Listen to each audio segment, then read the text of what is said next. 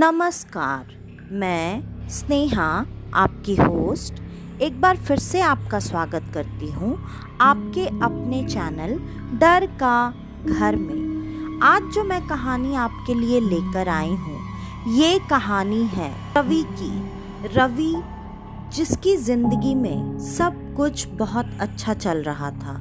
रवि अपने माता पिता का इकलौता बेटा था। रवि को कभी भी उसके माता पिता के तरफ के जो भी परिवार वाले होते हैं उनके बारे में कुछ भी पता नहीं था। रवि ने कई बार अपने माता पिता से उन लोगों के बारे में जानने की कोशिश की थी, लेकिन उनका जवाब हमेशा यही होता था कि उन दोनों ने अपनी मर्जी से शादी कर ली थी। इस वजह से उनका पूरा परिवार उन्हें छोड़ चुका था। अब कोई भी उन दोनों के परिवार में से उन लोगों से बात नहीं करता था।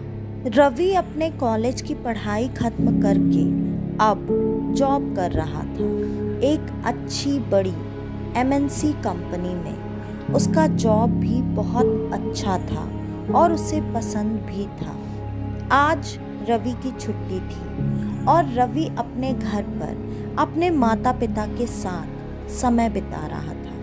अचानक उनके दरवाजे की घंटी बजती है। दरवाज़ा खोलकर देखने पर सामने एक पोस्टमैन था जो कि एक चिट्ठी या कोई कुरियर लेकर आया हुआ था। उन लोगों ने वो कुरियर ले लिया और माता पिता को देते हुए रवि ने कहा, पापा इसमें आपका नाम लिखा हुआ है, लगता है आपके लिए किसी ने कुछ भेजा है। पापा को ये उम्मीद नहीं थी कि उनके लिए ऐसा कोई कुरियर आने वाला है, इसलिए उनको भी थोड़ा आश्चर्य हुआ। उन्होंने कहा, अरे मुझे तो कुछ भी आने वाला नहीं था। अच्छा लाओ दो, देखते हैं क्या है। रवि के पिता ने जब वो चिट्ठी खोलकर देखी तो वो कुछ और नहीं, उनकी माँ की आखिरी वसीयत थी और उसमें एक चिट्ठी थी जो उनके माँ के हाथों से ही लिखी गई थी। उसमें उनकी माँ ने अपनी सारी तकलीफ, अपना सारा अकेलापन, सब कुछ अपने बेटे के साथ बांट दिया था। उन्होंने उसमें ये साफ साफ लिखा था कि मैंने तुम लोगों को माफ़ तो बहुत पहले कर दिया था, लेकिन मेरी ऐसी हालत नहीं थी कि मैं तुम लोगों से मिलने के लिए वहाँ तक आ सकूं, और मेरे पास ऐसी कोई सुविधा भी नहीं थी कि मैं तुम तक खबर पहुंचा सकूं। अब ये मेरी आखिरी चिट्ठी है। शायद ये चिट्ठी जब तुम्हें मिलेगी तब मैं इस दुनिया में नहीं रहूंगी, और मैंने मेरा सब कुछ अपने पोते के नाम कर दिया है। ये चिट्ठी पढ़ते ही रवि के पिता की आंखों में आंसू छलक गए और वो काफ़ी भावुक हो गए। उनको उनकी पत्नी ने संभालते हुए कहा, अब इन चीज़ों को हम बदल नहीं सकते हैं। देखिए, माँ की आखिरी इच्छा थी कि उनका जो भी घर है वो घर अब हम लें, हम संभालें, तो आपको वो इच्छा पूरी करनी चाहिए। रवि के पिता ने भी कुछ ना कहते हुए सिर्फ हाँ में अपना सर हिला दिया। रवि के पिता की बहुत सारी यादें उस घर से जुड़ी हुई थीं और उनको उस घर में जाकर अब अपने बेटे को वो सारी चीज़ें बताना और दिखाना था। उन्होंने तुरंत फैसला किया वहाँ के लिए निकलने का। अगले ही दिन वो दोनों वहाँ पर पहुँच गए और रवि ने जैसे ही उस घर को देखा वो काफ़ी खुश और एक्साइटेड हो गया, क्योंकि वो घर की तरह नहीं, एक बहुत बड़ा फार्म हाउस था जो कि पूरी तरफ से हरियाली से घिरा हुआ था। इतना खूबसूरत उसने कभी भी कोई घर या फार्म हाउस अभी तक नहीं देखा था।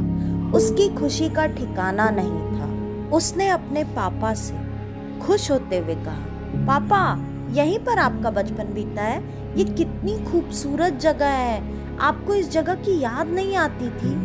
पापा ने कहा, बेटा हर वक्त मुझे इस जगह की, मेरे माँ बाप की याद बहुत आती थी, लेकिन वो मुझसे नाराज़ थे, इसलिए मैं चाहकर भी यहाँ वापस नहीं आ सकता था। फार्म हाउस पर ताला लगा हुआ था और उनके पास चाबी नहीं थी, इसलिए उन दोनों ने मिलकर वो ताला तोड़ दिया।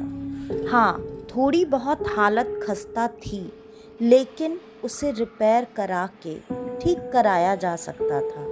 वो दोनों अब फार्म हाउस के अंदर दाखिल हो चुके थे और पिता ने सारी चीज़ें दिखाकर बताना शुरू किया कि वो कहाँ कहाँ किस किस कमरे में क्या क्या किया करते थे। रवि सब कुछ देखकर काफ़ी खुश और एक्साइटेड था। रवि और सारी बातें जानना और सुनना चाहता था, लेकिन उसके पिता के पास छुट्टियां नहीं थीं, इसलिए उन लोगों को आज ही घर के लिए वापस निकलना था।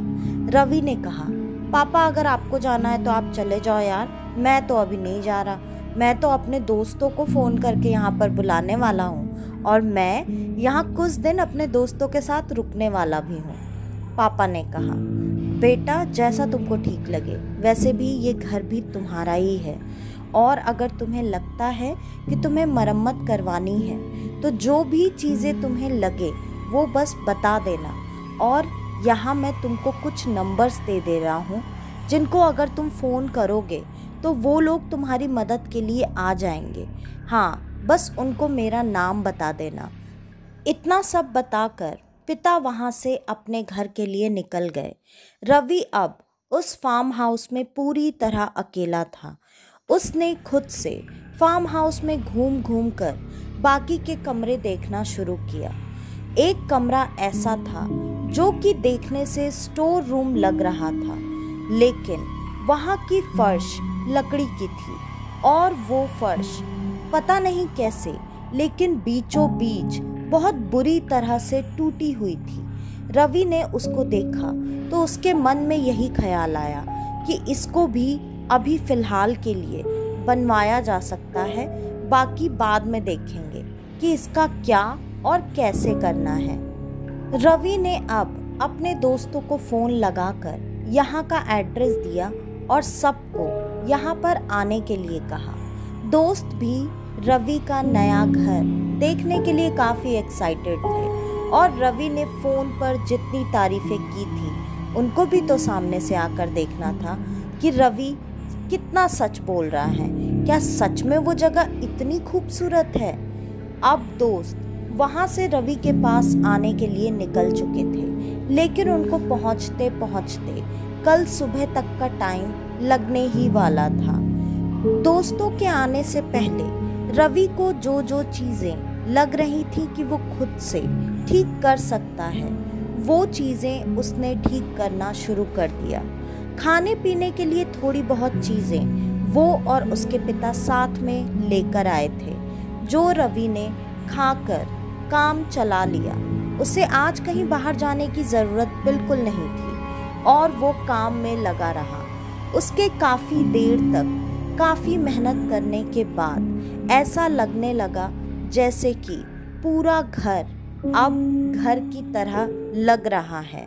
रवि काफ़ी खुश था, वहाँ किसी चीज़ की कोई कमी नहीं थी। रवि अब अंदर कमरे में जाकर थोड़ा आराम करने लगा, लेकिन उससे पहले उसने सोचा वो नहाकर थोड़ा फ्रेश हो जाए। रवि जब नहाने के लिए बाथरूम में गया, वो बाथरूम काफ़ी बड़ा था।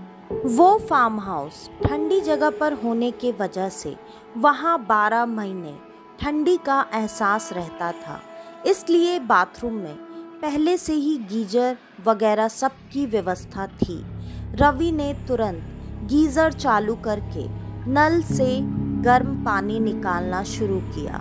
अब गीज़र का पानी गर्म हो चुका था। उसने नल बंद करके शावर में नहाना शुरू किया। थोड़ी देर बाद उसको ऐसा एहसास हुआ जैसे उसके कानों के पास किसी के सांसें लेने की आवाज़ आ रही है। रवि ने एक झटके से पीछे पलटकर देखा, लेकिन वहाँ कोई नहीं था। अभी भी उसको किसी की गर्म गर्म सांसें अपने गले पर महसूस हो रही थी। उसे बार बार ऐसा लग रहा था जैसे उसके गले पर कोई अपनी सांसें छोड़ रहा है। ये एहसास काफ़ी डरावना था। किसी के ना होते हुए भी किसी के होने का इतना साफ साफ एहसास होना। रवि काफ़ी डर चुका था। उसने नहाना बंद कर दिया और वो बाथरूम से निकलकर पूरी तरह घर को एक बार फिर से चेक करने लगा कि कहीं कोई गलती से घुस तो नहीं गया है। लेकिन पूरे घर में कोई कहीं नहीं था। रवि फिर से बाथरूम में चला गया और नहाने लगा। अब जैसे ही उसने शावर खोला, अचानक से उसमें से बर्फ जैसा ठंडा पानी आने लगा, जो उसके शरीर पर पड़ते ही उसकी हालत खराब हो गई। उसने शावर बंद किया और नहाने का ख्याल अब दिमाग से निकाल दिया। वो अब अपने कमरे में आकर लेट चुका था। रवि को अब उस घर में अकेले काफ़ी डर लग रहा था, लेकिन वो कर कुछ नहीं सकता था क्योंकि उसके सारे दोस्त सुबह से पहले यहाँ नहीं आने वाले थे। अब उसने चुपचाप सोने की कोशिश करना शुरू कर दिया। थोड़ी देर में ही थके होने के वजह से उसको नींद लग गई और जैसे ही उसकी नींद लगी, उसके कमरे में रखा हुआ टीवी अपने आप चालू हो गया, लेकिन चैनल पर कुछ नहीं आ रहा था। झिरझिराहट सा स्क्रीन जो कि चैनल्स बंद होने पर दिखाई देता है, वो स्क्रीन बहुत तेज साउंड के साथ उसके टीवी में चालू था। उसने तुरंत उठकर टीवी बंद कर दिया, लेकिन बंद करते ही 1 मिनट में ही टीवी अपने आप फिर से चालू हो गया और वही स्क्रीन सामने दिखाई दे रहा था, जिसका वॉल्यूम लगातार बढ़ता जा रहा था। रवि को ये सारी चीज़ें बिल्कुल समझ में नहीं आ रही थी। वो काफ़ी डर चुका था। अब उसने टीवी का मेन प्लग निकालकर बाहर फेंक दिया और सोने की कोशिश करने लगा। थोड़ी देर में उसकी फिर से आंख लग गई और अचानक उसे ऐसा एहसास हुआ जैसे उसे किसी के कदमों की बहुत तेज तेज आवाज़ें सुनाई दे रही हैं। कोई उसके बिस्तर के आसपास घूम रहा है। अब उसकी नींद खुल चुकी थी। सुबह के 3:30 बज रहे थे। रवि फिर से एक बार पूरे फार्म हाउस का घूमकर एक चक्कर लगाने लगा, ये देखने के लिए कि कहीं कोई घर में घुसने की कोशिश तो नहीं कर रहा। लेकिन घूमने के बाद भी उसे ना तो कहीं कोई दरवाज़ा खुला दिखा और ना ही कोई उसे फार्म हाउस के अंदर मिला। रवि इस चीज़ को लेकर तो निश्चिंत था कि कोई भी अनजान इंसान अब यहाँ अंदर तो नहीं है, लेकिन इतना कुछ होने के बाद नींद आना अब काफ़ी मुश्किल था। उसने टीवी का प्लग लगाकर टीवी देखना शुरू कर दिया। टीवी में जो भी चैनल आ रहा था, उसने वही बिना मन से बिस्तर पर लेटे लेटे देखना शुरू किया और करीब 5:30 बज चुके थे। उसकी फिर से आंख लग गई और जब वो सुबह उठा तो टीवी अपने आप बंद हो चुका था। थोड़ी ही देर में दरवाजे पर बहुत तेज तेज दस्तक सुनाई दी। उसको ये अंदाज़ा हो गया कि उसके दोस्त यहाँ आ चुके हैं। वो खुशी खुशी भागता हुआ दरवाजे के पास पहुँच गया और वहाँ पहुँचकर जैसे ही उसने देखा, उसके सारे दोस्त वहाँ सामने खड़े थे। सबके चेहरे पर एक अलग सी खुशी और चमक थी। सबने रवि से वहीं खड़े खड़े दरवाजे पर सवाल जवाब करना शुरू कर दिया। अरे भाई, तू तो बड़ा छुपा रुस्तम निकला। इतना सुंदर फार्म हाउस, इतना अच्छा लोकेशन, हमें कभी बताया ही नहीं। हम तो यहाँ आते छुट्टियों में, लेकिन तू तो बताने वाला कहाँ था। आज कैसे हमारी याद आ गई, हमें कैसे बुला लिया। रवि ने कहा, भाई बस बस बस, अंदर तो आ जाओ, सारी बातें बताता हूँ। ये फार्म हाउस मैं भी अभी ही जान पाया हूँ कि हमारा है, और अभी कल ही मैं यहाँ आया। मुझे सबसे पहले तुम लोगों की याद आई, मैंने तुम लोगों को बुला लिया। सारे दोस्त उछलते कूदते खुशी में अंदर आ गए और अब रवि ने सबके लिए चाय बनाना शुरू कर दिया। जब रवि चाय बनाने के लिए किचन में गया तो किचन में उसने एक बड़ी ही अजीब चीज़ देखी। अचानक से किचन में जितने ड्रॉअर्स थे, कबर्ड थे, सबके दरवाजे, फ्रिज का दरवाज़ा सब एक साथ खुला पड़ा था। क्यों, कैसे, ये रवि को भी नहीं पता था। वो ये देखकर काफ़ी दंग रह गया, लेकिन उसने अपने दोस्तों को ये बातें ना जताते हुए सबसे पहले सारे दरवाजे और ड्रॉर्स बंद किए और उसने खुद को संभालते हुए दोस्तों के लिए चाय बनाना शुरू किया। थोड़ी ही देर में चाय बन गई। वो दोस्तों के सामने चाय और नाश्ते की कुछ चीज़ें लेकर हाजिर हो चुका था। दोस्तों ने चाय नाश्ता कर लिया। उसके बाद रवि ने सबको कहा, पहले तुम सब फ्रेश हो जाओ और यहाँ पर मैंने भी कुछ नहीं देखा है, फिर हम सब साथ में बाहर घूमने के लिए जाएंगे। दोस्तों ने कहा, अरे इतनी सुंदर जगह है, यहाँ पर ही तेरा फार्म हाउस है, अब घूमने के लिए कहाँ जाना है? वैसे भी आज तो हम बहुत थक गए हैं, आज तो हम सब आराम ही करना चाहेंगे। दोस्तों में एक लड़की भी थी जिसका नाम था सिम्मी। सबसे पहले सबने उसको नहाकर तैयार होने के लिए कहा। सिम्मी नहाने के लिए बाथरूम में चली गई और जब सिम्मी नहा रही थी तब उसे अचानक ऐसा एहसास हुआ जैसे कोई उसके पीछे खड़ा है। उसे ये चीज़ काफ़ी अजीब लगी। उसने बाथरूम का दरवाज़ा दोबारा से चेक किया, लेकिन दरवाज़ा लॉक था। सिम्मी को भी बिल्कुल उसी तरह अपने गले पर किसी की सांसें बहुत नज़दीक से महसूस हो रही थी। सिम्मी काफ़ी डर चुकी थी।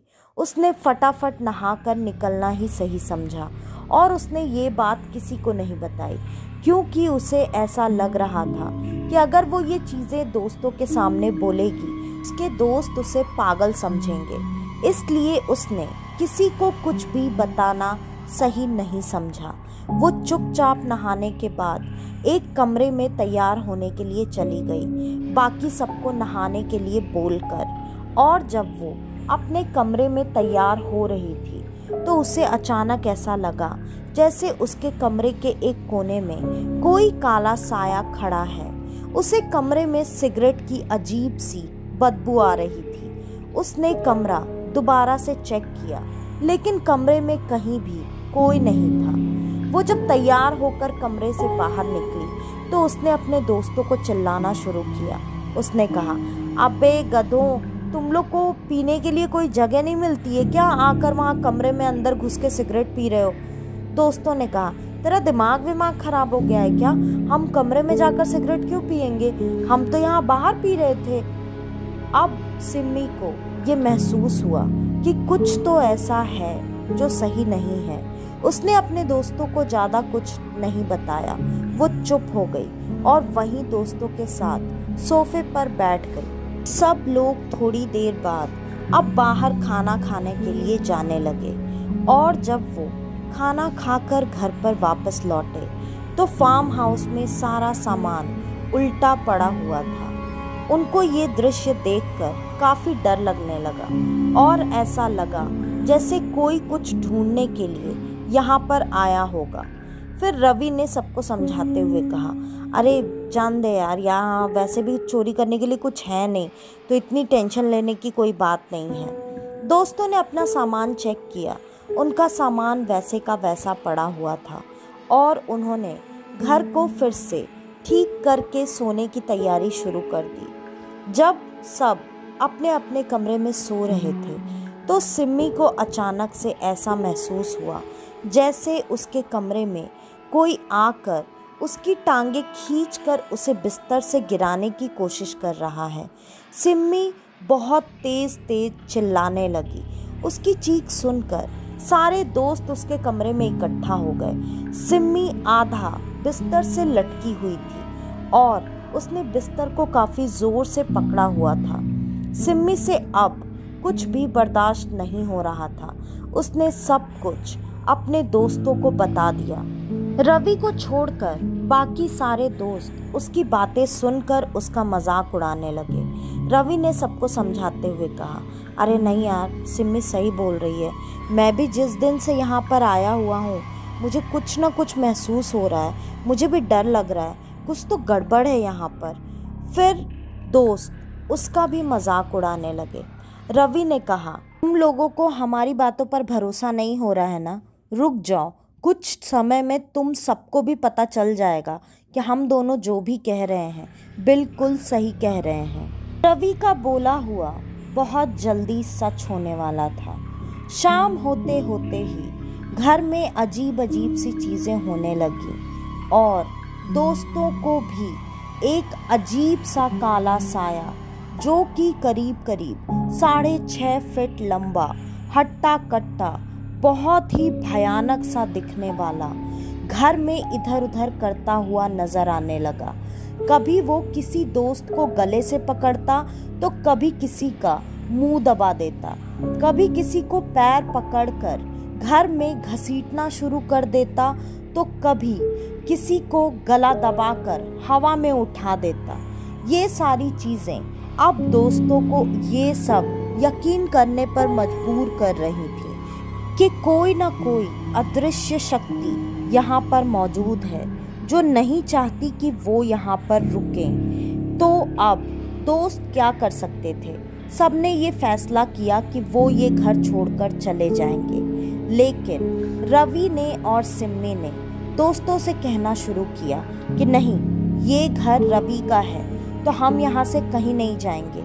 और ये जो भी चीज़ है, ठीक है हम इसे देख नहीं सकते लेकिन इसका कुछ ना कुछ इलाज तो होगा ही। रवि, तुम अपने पापा से बात करो इस बारे में। रवि ने कहा, तुम बिल्कुल सही कह रही हो, हमें इसका कुछ ना कुछ उपाय तो निकालना ही पड़ेगा। रवि ने तुरंत अपने पापा को फ़ोन लगाया और उनको सारी बातें बता दी। फिर रवि के पापा ने कहा, बेटा तुम बिल्कुल चिंता मत करो, अगर सच में घर में कुछ ऐसा हो रहा है तो उन चीज़ों का इलाज वहाँ पर बहुत आसानी से हो सकता है, क्योंकि वो पहाड़ी इलाका है, वहाँ ये सब बातें बहुत आम होती हैं। वहाँ पर कल सुबह होते ही जो वहाँ से सीधी सामने एक बड़ी पहाड़ी तुमको नज़र आएगी, उस पहाड़ी पर चले जाना। वहाँ पर एक काली माता का मंदिर है, वहाँ एक पंडित जी मिलेंगे, उनको ये सारी बातें बता देना। उन्होंने यहाँ पर बहुत सारे लोगों की तकलीफ़ें दूर की हैं, तो वो इस घर पर भी अगर ऐसा कोई साया है तो वो तुरंत उसको यहाँ से हटा देंगे। रवि और उसके दोस्तों को अब तसल्ली हो चुकी थी, लेकिन उस जगह पर उस काली शक्ति के होते हुए रात बिताना भी काफ़ी मुश्किल था। दोस्तों ने डरते डरते एक साथ एक ही हॉल में अपने अपने बिस्तर लगाकर एक दूसरे के पास रहते हुए ही रात बिताना शुरू किया। लेकिन रात भर किसी न किसी को कोई ना कोई तकलीफ हो ही रही थी और सारे दोस्त काफ़ी ज़्यादा मुश्किल में थे। लेकिन अब हर किसी ने हिम्मत बांध रखी थी, कोई वहाँ से भागकर जाने वाला नहीं था। जैसे तैसे बहुत मुश्किलों के साथ सबने पूरी रात काट दी और अगली सुबह सब मिलकर उस पहाड़ी की तरफ चल पड़े। काफ़ी ऊंचाई पे चढ़ने के बाद उन्हें वो काली माता का बहुत सुंदर मंदिर दिखाई दिया। वो उस मंदिर में सबसे पहले माँ के सामने जाकर नतमस्तक हो गए और उसके बाद पंडित जी को सारी बातें बता दी। पंडित जी ने सुनते ही कहा, बेटा ये कोई बड़ी बात नहीं है, ऐसे पहाड़ी इलाकों में ऐसा तो होता ही रहता है, चिंता मत करो, सब ठीक हो जाएगा। बाबा जी ने अपनी जो भी सामग्री लेनी थी वो सारी सामग्री एक थैले में डाली और उन सब बच्चों के साथ उस घर की तरफ चल पड़े। और जैसे ही वो उस घर के बाहर आकर खड़े हुए, उन्हें जैसे सारी चीज़ें दिखाई देने लगी, उन्हें सब कुछ महसूस होने लगा और वो घर के अंदर आ गए। जब वो घर के अंदर आए तब वो सबसे पहले उसी कमरे की तरफ जाने लगे जो कि स्टोर रूम था, जिसका फर्श लकड़ी का था और टूटा हुआ था।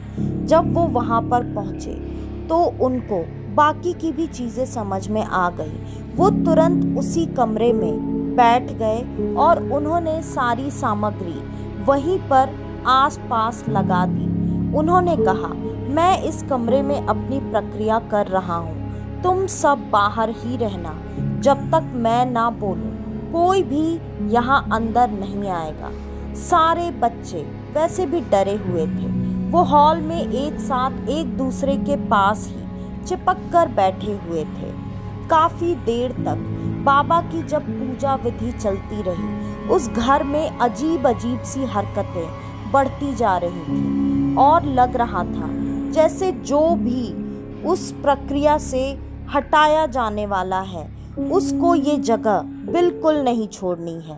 बाबा ने कई घंटे की पूजा विधि करने के बाद सब कुछ जैसे इतना शांत हो गया जिसे आप कह सकते हैं कि अगर एक सुई भी फर्श पर गिरती तो उसकी आवाज़ साफ साफ सुनाई देती। बाबा अब उस कमरे से बाहर निकलकर आ गए। उन्होंने कहा, रवि, ये घर तुम्हारा है ना? रवि ने कहा, हाँ हमारा ही है। एक्चुअली ये मेरी दादी का घर था और उन्होंने अपने जाने के बाद ये घर हमें दे दिया है। फिर बाबा ने कहा, तुम्हें कुछ भी पता है कि यहाँ पर क्या हुआ है? रवि ने कहा, नहीं बाबा, मैं भी अभी यहाँ 2 दिन पहले ही आया हूँ, मुझे कुछ भी नहीं पता। फिर बाबा ने बताना शुरू किया, तुम्हारी दादी जब अपने बुढ़ापे में अकेले यहाँ पर बिस्तर पर पड़ी थी तो उन्होंने अपनी देख रेख करने के लिए एक 24 घंटे उनके साथ रहने वाली लड़की यहाँ रख ली थी। लेकिन उनके बागीचे का जो माली था वो यहाँ कई सालों से काम कर रहा था। उसकी नीयत उस लड़की पर खराब हो गई थी। उसने ही यहाँ पर रहने वाली उस लड़की को तुम्हारे दादी के मरने के शाम में ही उसके साथ बुरा काम करके उसे मार डाला और उसे यहीं इसी कमरे के इस गड्ढे के अंदर दफना दिया। उसके बाद 2 दिनों में ही उसकी मृत्यु भी हो गई। लेकिन उन दोनों की आत्माएं अब इस जगह से जुड़ चुकी हैं जो कि तुम लोगों को यहाँ रहने नहीं देना चाहती थी। वैसे भी उस माली के दिमाग में यही बातें थी कि इस बुढ़िया के मरते ही ये पूरी प्रॉपर्टी मेरी हो जाएगी और ये वही था। ये बात अब सारे लोगों को समझ में आ चुकी थी। रवि ने पूछा, बाबा अब तो वो लोग कभी नहीं आएंगे ना, हमें परेशान नहीं करेंगे ना? बाबा ने कहा, बेटा अब बिल्कुल चिंता मत कर, मैंने उस लड़की की अस्थियां भी खोद कर अपने इस पोटली में डाल ली है और उसके लिए जो उचित क्रिया विधि है वो मैं कर दूंगा और वो माली की आत्मा अब यहाँ कभी नहीं आ सकती। मैं इस घर का बंधन भी कर रहा हूँ जिससे कि अब इस घर में कोई भी ऐसी बुरी शक्ति कभी नहीं आएगी। और फिर बाबा वहाँ से चले गए। दोस्तों ने वहाँ पर अपनी छुट्टियाँ अच्छे से बिताई और वो भी वहाँ से अब जा चुके थे। हाँ, हर साल में 1 या 2 बार वो सब वहाँ पर ज़रूर आते थे, लेकिन उन्हें आगे चलकर कभी ऐसा कुछ भी महसूस नहीं हुआ। तो आज की ये कहानी यहीं पर ख़त्म होती है। आपको हमारी आज की ये कहानी कैसी लगी हमें कमेंट करके ज़रूर बताइएगा। और अगर आपको हमारी ये कहानियाँ पसंद आती हैं तो जितना ज़्यादा से ज़्यादा हो सके हमारी इन कहानियों को शेयर करें ताकि हमारा ये छोटा सा परिवार जल्दी से जल्दी एक बड़ा परिवार बन सके। और थैंक यू सो मच मेरे उन सारे दोस्तों को जो हमेशा टाइम पर मुझे अपना कमेंट और फीडबैक देकर अप्रिशिएट करते रहते हैं। आप सब अपना प्यार और सपोर्ट मेरे साथ हमेशा ऐसे ही बनाए रखें। और अगर आप हमारे इस चैनल पर आज पहली बार आए हैं तो हमारे इस चैनल को लाइक, शेयर और सब्सक्राइब करना बिल्कुल ना भूलें। तो आज के लिए बस इतना ही। मैं स्नेहा, आपकी होस्ट, आज के लिए लेती हूँ अलविदा। कल वापस से आपसे मिलने आऊँगी और आप सबको लेकर जाऊँगी कुछ जाने अनजाने किस्से कहानियों के सफ़र पर, आपका अपना डर का घर में। तो कल तक के लिए नमस्कार।